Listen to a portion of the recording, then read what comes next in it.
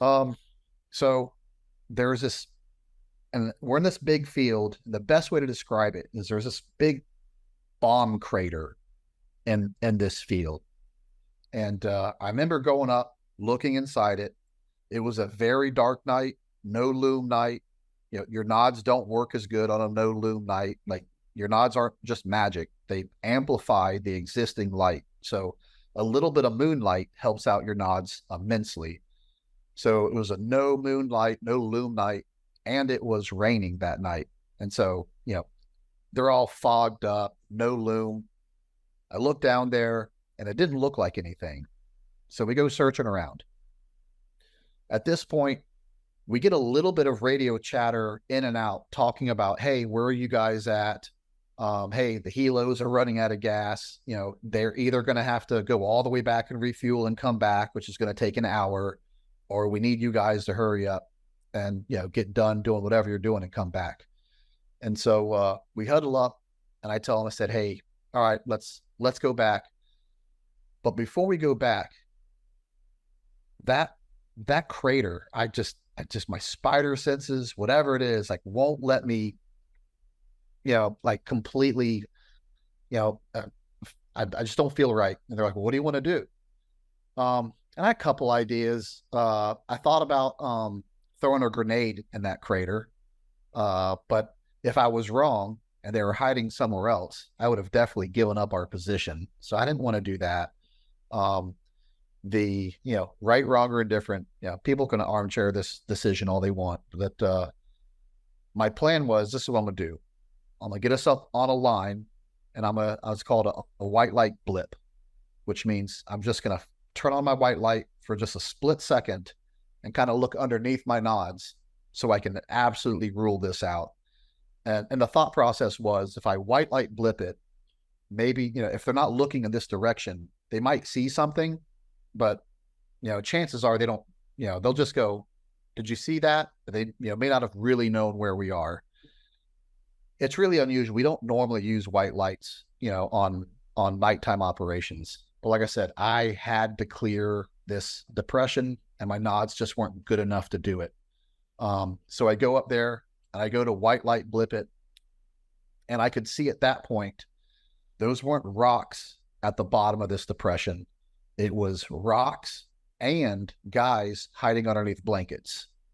And so, and in fact, I kind of didn't even intend to see anything. I kind of was just like, well, I'm just gonna. I blipped it. I started to turn away, and in my mind, it registered what I just saw, and so I came back and kept the white light on, and I said, uh, the G-rated version is there. They are, get them, and we start shooting them.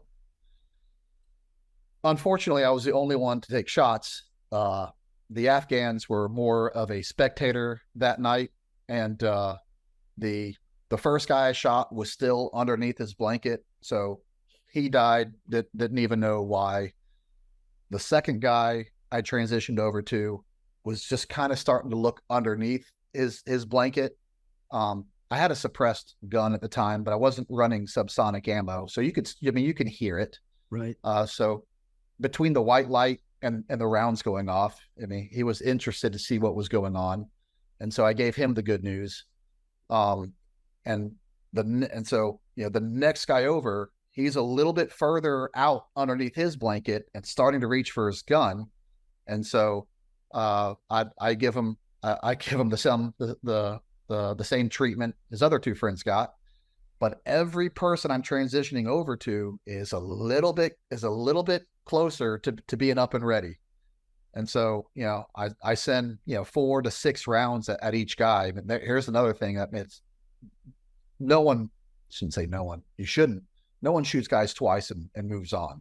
Like you shoot guys until they stop, until they're no longer a threat. So, everyone's getting 4 or 6. The first guy got like 8 rounds. When I transition over to the last guy, he has his gun coming up, and I just transitioned over to him, and I'm thinking he's closer to shooting me than I am him. And I pushed my gun as as hard and fast as I can, threw a couple rounds his way. He went on full auto and sprayed up.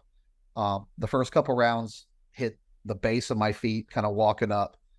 The one of the rounds hits me right in my forearm, breaks my arm in half, and then the last round, as it turned me, it went right through the middle of my nods and broke my nods in half, and they're dangling on my face, and I spin around like 4 times and hit the ground. And I remember laying in the mud going, damn it, I knew I was going to get shot one day. I was the only guy on my team without a Purple Heart, the only guy. And I just remember going, that didn't hurt as bad as I thought it was going to hurt. And at that time, our commo guy, this all happens in a matter of 5 seconds. Our combo guy runs up and throws a grenade down into the hole, or not a hole, down into this big depression. And it, whatever it does, it probably lands beside a rock and it goes off. It doesn't hit him. But what it does is it reminds him that he has a grenade. And this happened for whatever reason on this particular rotation. Almost every time we introduced grenades, we got a grenade back. It's almost like reminding them, oh yeah, we carry these too. So he throws a grenade out of the hole and I'm laying on my back and it lands within arm's distance of me. And what saved my life was a muddy, rainy night. It sunk down into the mud. It went off a couple seconds later. It blasted my helmet off, my peltors to shred. It's got some scarring underneath my my beard. And I got scars up and down my leg. But generally speaking, that mud tamped that grenade and absorbed most of that explosion. And so now I'm shot. My nods are shot off.